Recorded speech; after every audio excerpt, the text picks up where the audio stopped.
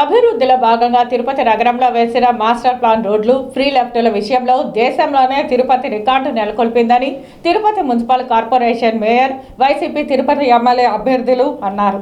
తిరుపతి నగరంలో శుక్రవారం Tirupati municipal corporation mayor doctor Sirisha, commissioner Aditi Singh, deputy mayor Bhumana Abhinay రెడ్డిల చేతుల మీదుగా ప్రారంభించారు.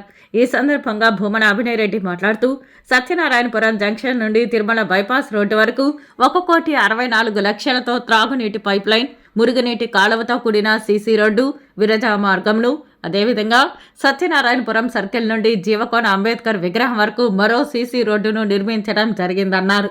అదేవిధంగా నవోదయ కాలనీ నందు 53 లక్షలతో ప్రయోగాత్మకంగా పారం ఫేవర్స్ రోడ్డును ప్రారంభించడం జరిగిందని, ఈ రోడ్డుపై వర్షం నీరు కూడా నిల్వ ఉండకుండా భూమిలోకి ఇంకిపోవడం జరుగుతుందన్నారు.